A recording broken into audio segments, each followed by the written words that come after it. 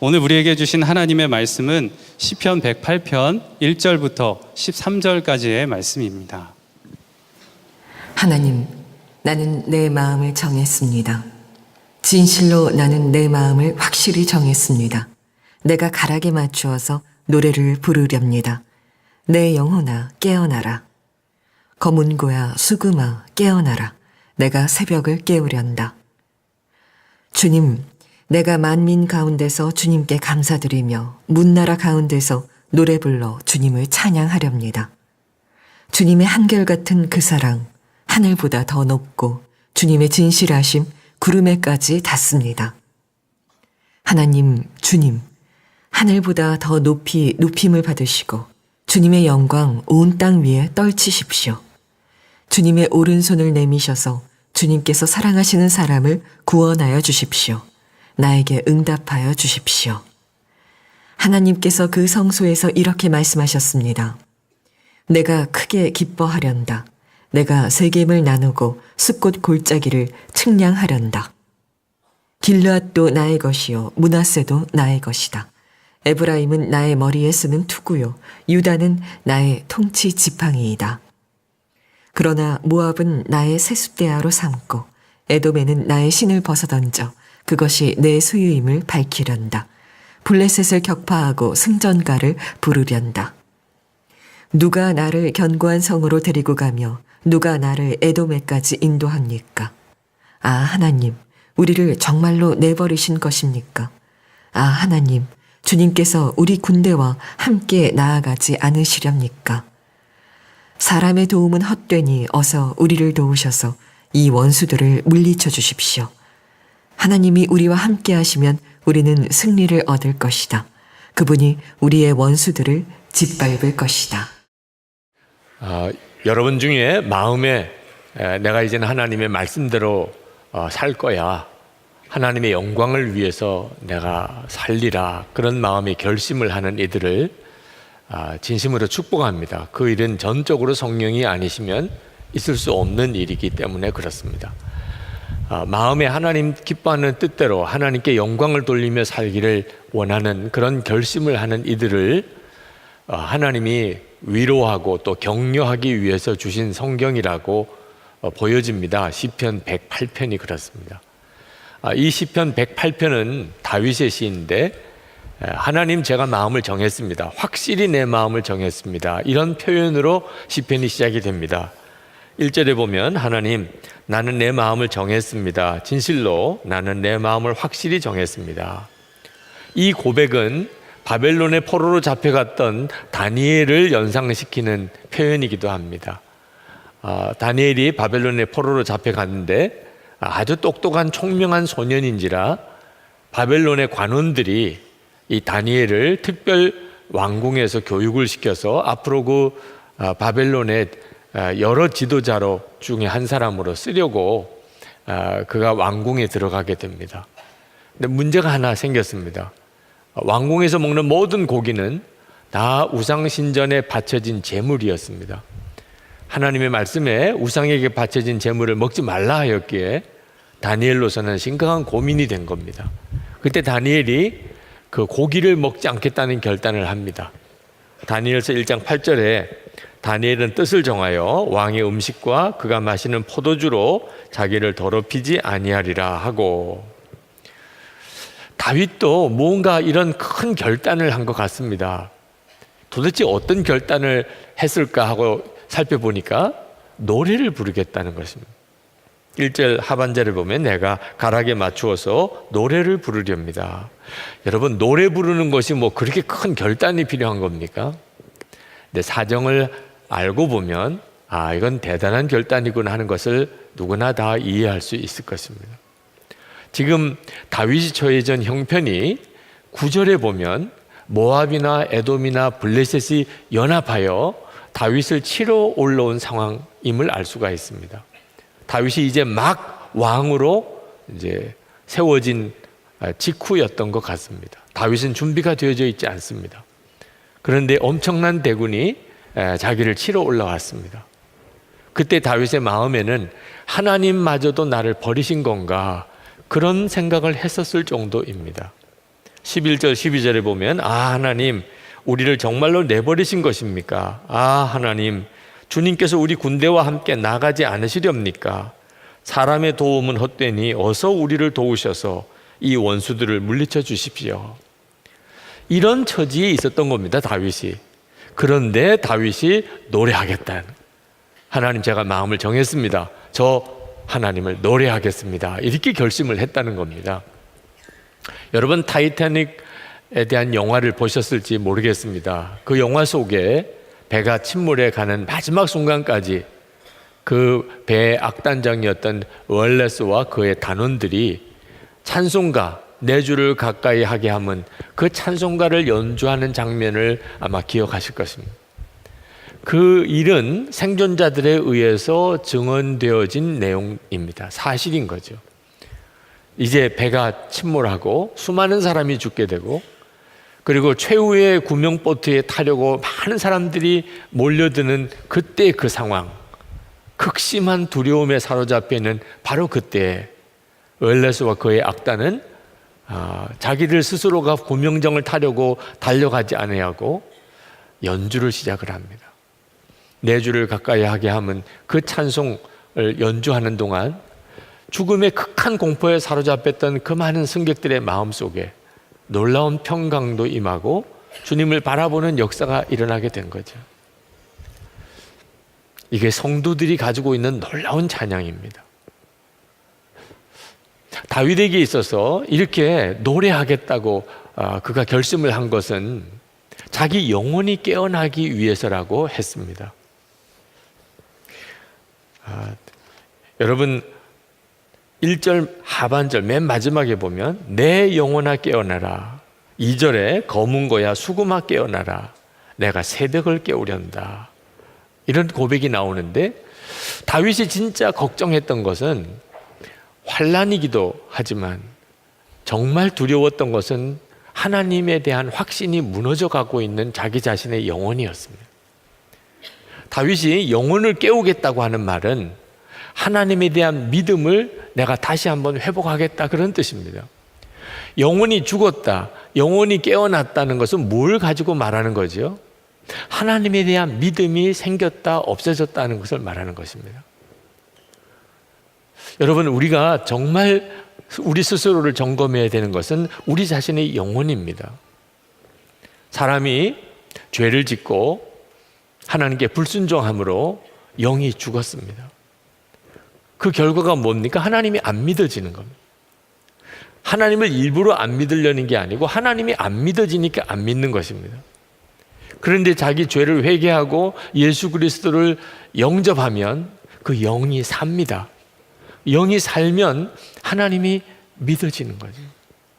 마귀가 우는 사자같이 믿는 자를 삼키려고 한다고 했는데, 그 마귀가 뭘 삼키려고 하는 것일까요? 우리의 믿음입니다. 하나님에 대한 우리의 믿음. 욥기를 보면 마귀가 욥을 시험합니다. 재산 다 뺏어가고, 그리고 자녀들 다 죽고, 종들 다 죽고, 그리고 욥에게는 악창이 생깁니다. 근데 마귀가 원했던 것은 욥의 재산이나 욥의 자녀들이 아니었습니다. 욥에게 하나님을 저주하고 하나님을 떠나라는 것입니다. 하나님에 대한 믿음을 뺏어가겠다는 것입니다. 이것이 영혼이 죽었다는 것입니다. 랜디 알콘이 쓴 행복이라는 책에 보면 어느 신문 독자 기고란에 실린 글을 그가 거기에 인용하고 있습니다. 이런 글이 실렸습니다. 행복이란 집에 조금 늦었다고 부모에게 초죽음을 당하지 않는 것이다. 행복이란 나만의 방이 있는 것이다. 행복이란 나를 믿어주는 부모가 있는 것이다. 행복이란 간절히 바라던 전화가 걸려오는 것이다. 행복이란 나도 다른 사람들처럼 옷을 잘 입는 것이다. 이런 행복이 나에게는 없다. 15세의 불행한 소녀. 며칠 뒤에 그 똑같은 컬럼란에 13세 소녀가 쓴 글이 탑신처럼 올랐습니다. 행복이란 걸을 수 있는 것이다. 행복이란 말할 수 있는 것이다. 행복이란 볼 수 있는 것이다. 행복이란 들을 수 있는 것이다. 불행이란 이 모든 것을 다 할 수 있으면서도 자신이 행복하지 않다는 15세 소녀의 편지를 읽는 것이다. 나는 말할 수 있고 볼 수 있고 들을 수 있지만 걸을 수는 없다. 13세의 행복한 소녀. 여러분, 영원히 살아있는 사람과 영원히 죽은 사람은 똑같은 상황에서 전혀 다른 생각을 하게 된다는 거죠. 다윗이 정말 두려워했던 것은 하나님에 대한 확신이 무너지는 거예요. 대적이 몰려오는 것보다 더 심각한 문제였어요. 그래서 다윗이 찬양하겠다는 것입니다. 찬양은 영혼을 깨웁니다. 그리고 새벽을 깨우련다 그랬습니다. 새벽을 깨운다는 말은 어둠이 물러가고 그리고 환한 날이 다가오는 거죠.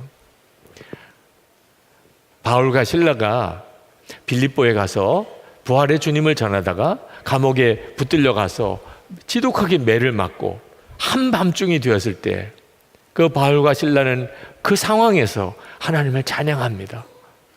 그리고 그 감옥에 지진이 일어나 옥문이 활짝 열리고 간수장이 예수를 믿는 역사가 일어났죠.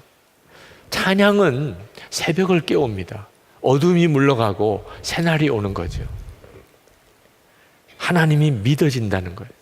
이게 찬양하는 것과 영혼이 깨어나는 것과 새벽이 깨어나는 것이 다 같은 뜻입니다. 하나님이 믿어지는 거예요. 하나님이 믿어지면 그러면 더 뜨거운 찬양이 나오는 거죠. 3절, 4절, 5절에 보면 다윗이 그렇게 찬양합니다. 주님, 내가 만민 가운데서 주님께 감사드리며 문나라 가운데서 노래 불러 주님을 찬양하렵니다.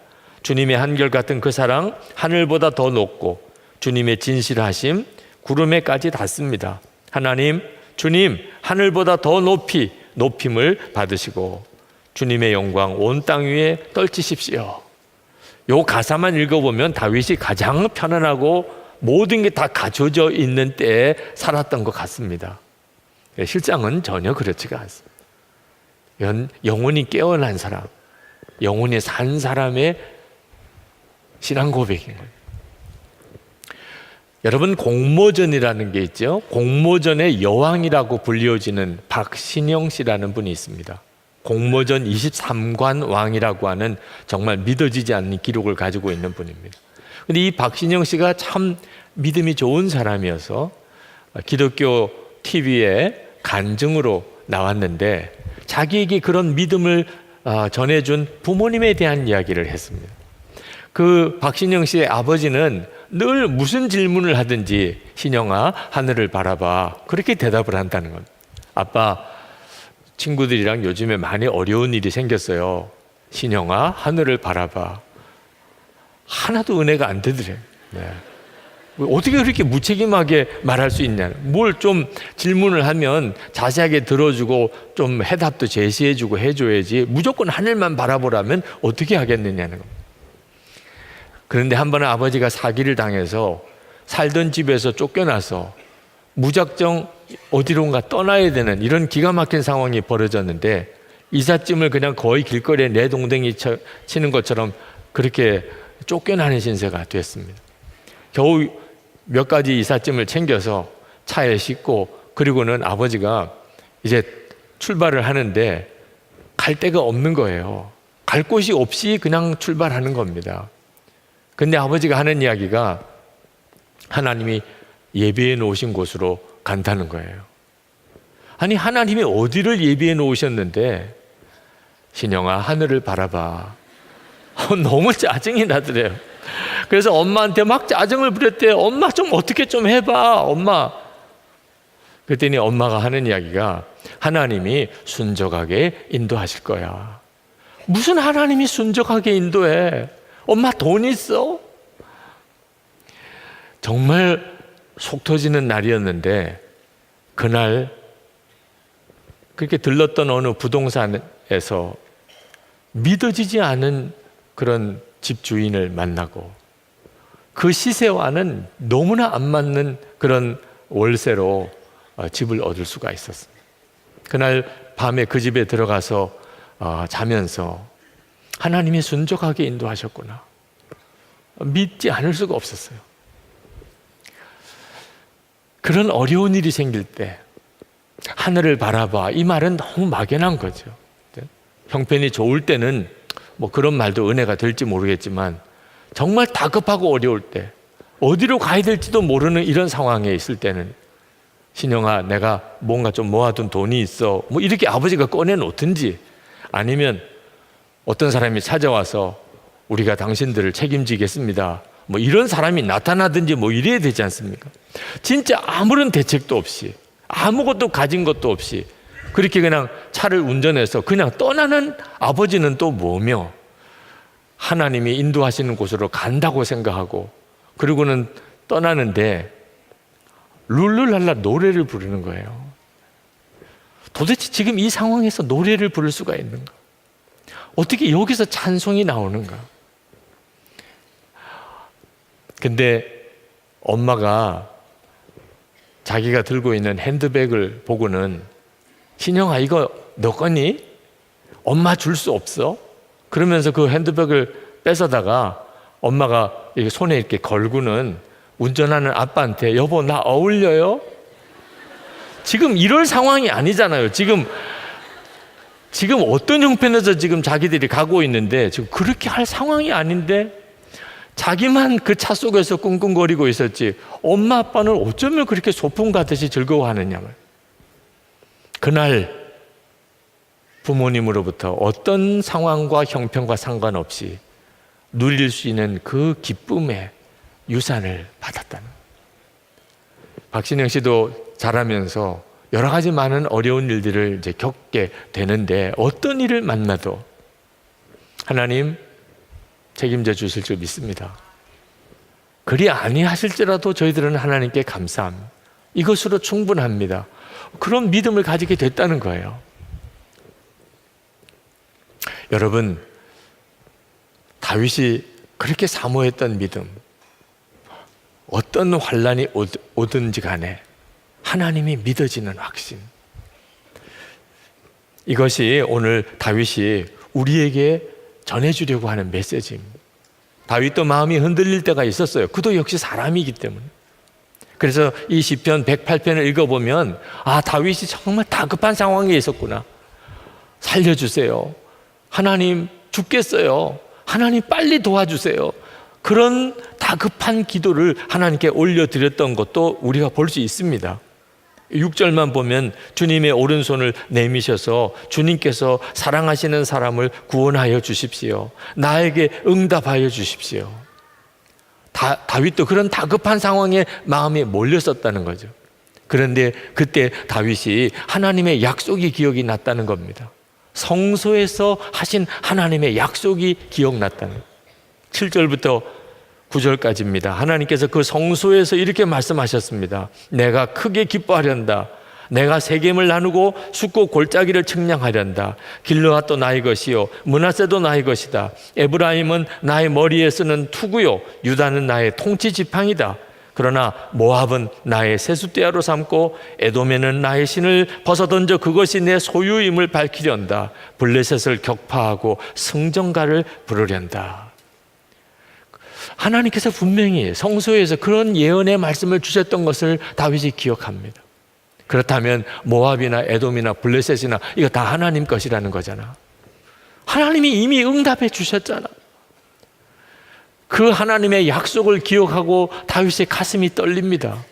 내가 울고 불고 살려주세요, 도와주세요, 하나님 응답해 주세요, 이렇게 기도하고 있을 이유가 없구나. 하나님은 이미 응답해 주셨구나. 그래서 다윗이 뜨겁게 결단한 거예요. 하나님, 저 이제 노래하겠습니다. 지금 상황은 대적이 몰려오는 상황이지만, 하나님, 저 이제 하나님을 찬양하겠습니다. 13절에 하나님이 우리와 함께 하시면 우리는 승리를 얻을 것이다. 그분이 우리의 원수들을 짓밟을 것이다. 다윗의 속에서부터 놀라운 확신이 일어난, 이것이 영혼이 깨어난 사람이에요. 새벽을 깨우는 거예요. 이미 새벽이 깨어졌죠. 여러분, 우리도 기다리는 기도 응답의 제목들이 있죠. 그러나 여러분 아셔야 합니다. 우리의 어떤 기도든지 이미 응답은 약속되어져 있습니다. 로마서 8장 32절에 자기 아들을 아끼지 아니하시고 우리 모든 사람을 위하여 내주시니가 어찌 그 아들과 함께 모든 것을 우리에게 주시지 아니하겠느냐. 다윗에게 성소에서 하나님이 약속해 주셨다면 우리는 하나님의 말씀을 통해서 분명하게 약속해 주셨어요. 하나님께서 독생자를 우리를 위해서 내어주셨다면 뭘 더 아낄 것이 있겠느냐. 독생자도 주셨는데 우리 기도에 뭘 도대체 하나님이 주저하고 아낄 것이 있겠느냐. 응답 그 자체가 예수님이신데 그 예수님이 이미 내 안에 임하셨는데 이미 응답은 받은 거나 마찬가지죠. 이 사실을 진짜 믿는다면, 그렇다면 살려주세요, 도와주세요, 힘들어요, 죽겠어요 이렇게 할 게 아니라는 겁니다. 찬양하겠습니다. 주님, 제가 어떤 처지에 있든지 제가 하나님을 찬양하겠습니다. 그게 맞지요. 이스라엘 백성들이 애굽을 떠나서 홍해 앞에 갔습니다. 뒤에는 바로 군대가 밀려 들어오고 있는데 그들은 얼마나 당황스러웠는지, 그리고 모세에게 얼마나 원망을 퍼부었는지 모릅니다. 그때 모세도 순간 마음이 흔들렸던 모양입니다. 그때 하나님께서 모세에게 이렇게 말씀하십니다. 출애굽기 14장 15절에 너는 어찌하여 내게 부르짖느냐? 이스라엘 자손에게 명령하여 앞으로 나가게 하고 지팡이를 들고 손을 바다 위로 내밀어 그것이 갈라지게 하라. 우리는 항상 하나님께 기도해야 하지만 꼭 기억해야 될 것은 믿음의 걸음도 내디뎌야 한다는 것입니다. 우리가 노래하겠다는 것은 믿음의 결론인 것입니다. 요즘 화요일 새벽마다 믿음으로 사는 남자들 모임을 갖습니다. 근데 그 믿음으로 사는 남자들 모임에서 올해 아주 중요한 결단을 하나 했습니다. 우리의 가정생활 또는 교회생활 또는 일터에서 하나님의 약속인데 아직까지 내게 이루어지지 않고 있는 일, 하나님은 반드시 주실 것이라고 믿는데 내게는 이루어지지 않는 일, 정말 변화가 필요한 일, 그런 것들을 한 가지씩이라도 우리가 붙잡자. 그리고 24시간 주님을 바라보면서 하나님께서 그 일을 어떻게 변화시켜 가는지를 우리가 주목해서 매일 일기로 쓰고, 그리고 그것을 화요일 새벽마다 모여서 한 주간 동안에 일어났던 일들을 서로 나누는 그런 중요한 결단을 했습니다. 아직까지 뭐 놀라운 일이 벌어진 건 아닌 것 같아요. 주보에 광고로 나와야 될 정도로 무슨 역사가 있는 건 아닌 것 같습니다. 그러나 저는 정말 가슴이 떨려요. 그렇게 한다는 것 자체가 얼마나 엄청난 역사를 가져오게 될 것을 알게 되기 때문에. 여러분, 하나님은 우리가 믿음으로 어떤 일을 결단하는 일을 통해서 하나님의 역사를 이루십니다. 어떤 어려움이 우리에게 닥쳐올지 모르지만, 하나님, 저도 오늘 결단합니다. 시편 108편에서 다윗에게 받은 도전, 저도 하나님을 노래하겠습니다. 여러분 안에 이 결단이 있으시기를 축복합니다. 결단은 우리의 가야 될 길을 밝히 보여줍니다. 도무지 찬송할 수 없을 것 같은 상황이 온다 할지라도 찬송하는 것은 결단했기 때문에, 분명히 하나님께 약속했기 때문에, 하나님, 제가 어떤 일이 있어도 하나님을 찬송하겠습니다. 그리고 그렇게 찬송했더니 하나님께서 모든 상황을 뒤바꾸셨습니다. 이것이 성도들이 누리는 놀라운 간증입니다. 아유, 결심만 하면 되나요? 저는 늘 작심삼일이에요. 그렇게 말하는 분도 계실 겁니다. 결단을 자꾸 도전할 때 마음에 제 안에도 걸림이 있습니다. 이렇게 결단만 하면 될까? 스틸 워터라고 하는 한 미국 노인에게 치매에 걸린 아내가 있었습니다. 그 아내를 요양원에 보냈는데 매일 아침에 그 요양원을 찾아가서, 그리고 아내가 좋아하는 아이스크림을 사들고 아내와 한두 시간씩 시간을 보내고 돌아왔습니다. 그러던 어느 날 이 분이 자기 아내에게 청혼을 했습니다. 나하고 결혼해 주십시오. 이 아내가 치매에 걸려서 남편을 못 알아보는 거예요. 웬 낯선 남자가 결혼해 달라고 그러니까 순간 좀 주저하더랍니다. 한참을 생각하더래요. 그러고서 대답하기를 저에게 계속 아이스크림을 사주면 결혼하겠습니다. 그렇게 대답을 해서 결혼을 하게 됐습니다. 크리스마스에 사랑하는 사람들을 초청해서 결혼식을 했습니다. 그날 이분이 이렇게 인사를 했습니다. 오늘 저희들이 결혼식에 참여해 주신 여러분께 감사를 드립니다. 제가 저희 아내와 이런 번거로운 결혼식을 다시 준비한 것은 단 한 번이라도 제 아내에게 사랑하는 남편 소리를 듣고 싶었기 때문입니다. 내일 다시 제 아내가 저를 기억하지 못한다 해도 저는 오늘만이라도 저의 사랑을 되찾고 싶었습니다. 여러분, 이것이 그대로 하나님의 마음입니다. 우리는 치매에 걸린 아내와 같아요. 하나님의 사랑 알잖아요. 그죠? 하나님의 구원에 대해서 얼마나 감격했나요? 그런데 어느 순간에 내 심령은 메말라져 있는 그냥 종교인에 불과한 그런 우리 자신을 발견할 때가 얼마나 많습니다. 몇 번을 반복하고 반복하잖아요. 우리 주님이 우리에게 또 한 번의 결단을 우리에게 기대하시는 것은 마치 치매에 걸린 아내 입에서 사랑하는 남편이라는 고백을 듣고 싶었던 바로 그 사람의 심정.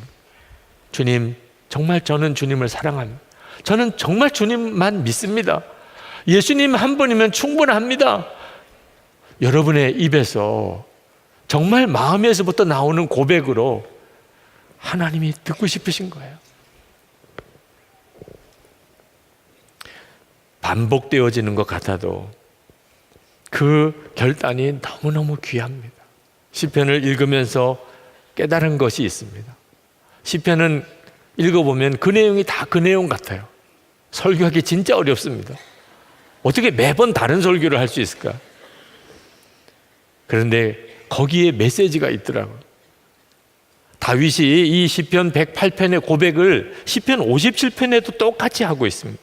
시편 57편 7절에 하나님, 나는 내 마음을 정했습니다. 나는 내 마음을 확실히 정했습니다. 내가 가락에 맞추어 노래를 부르겠습니다. 다윗이 한 번만 이런 고백을 한 게 아닌 걸 알 수가 있어요. 그것이 다윗을 다윗되게 만든 것입니다. 하나님 앞에 계속 그렇게 고백하고 또 그렇게 결단하고 나갔던 것. 다윗의 시편을 읽어보면 내 마음을 정했다, 나는 결심했다, 이런 표현이 계속 나옵니다. 시편 101편 2절부터 읽어보면 나는 내 집에서 흠이 없는 마음으로 살렵니다. 불의한 일은 눈앞에 얼씬도 못하게 하렵니다. 거스리는 행위를 미워하고 그런 일에는 집착하지 않겠습니다. 구부러진 생각을 멀리하고 악한 일에는 함께하지 않겠습니다. 그렇게 결단하고 결심하고 나갔기 때문에 하나님은 다윗을 계속해서 역사하시고 이끄실 수 있었던 것입니다. 여러분, 하나님을 정말 체험하고 싶습니까? 그렇다면 여러분도 하나님 앞에 오늘 분명한 결단이 있게 되기를 원합니다. 어떤 형편에서도 나는 주님을 찬양할 것입니다. 여러분의 마음속에 지금 이 시간에 성령께서 결심하게 하시는 것이 있을 때 놓치지 마시기 바랍니다. 그저 여러분의 생각이 아닙니다. 여러분에게 역사하시려는 성령의 마음이신 겁니다. 도저히 찬송할 수 없다고 느껴지는 분이 있습니까? 그러면 오늘 이 시간 말씀을 그냥 붙잡고 단순하게 찬송하라 하셨으니 주님 찬송하겠습니다. 그렇게 찬송해 보시기 바랍니다. 그저 입에서 우물우물 거리지 말고 아주 큰 소리로 찬송해 보시기 바랍니다. 유기성 목사는 왜 그렇게 매번 일어나라고만 하는 거야? 제발 그렇게 생각하지 마시고, 하나님, 제가 오늘 또 한 번 하나님 앞에 내 마음을 행동으로 옮겨 보여드립니다. 제 마음이 얼마나 간절한지, 얼마나 진실한지를 주님께 고백하고 싶습니다. 오늘 여러분들이 그와 같은 결단이 있게 되기를 축복합니다. 이제부터 하나님, 제가 하나님을 정말 믿으니 이미 응답은 받았으니 어떤 어려움 앞에서도 저는 하나님을 노래할 것입니다 하고 결단하실 수 있는 분들은 우리 일어나서 함께 노래를 하고 찬송을 하고 그리고 기도하겠습니다.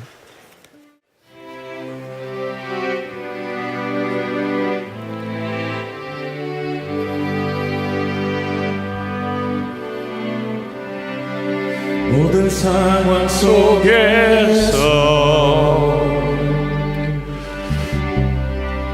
주를 찬양할지라.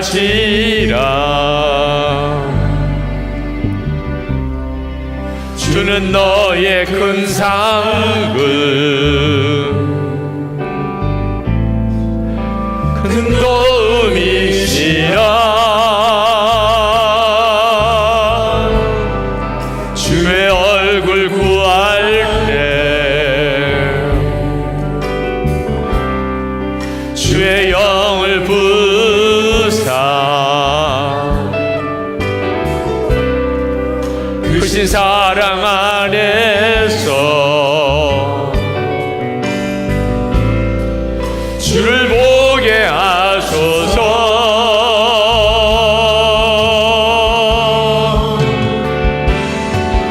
내 영혼이 확정되고 확정되어 싸우니 믿음의 눈들어 주를 바라봅니다.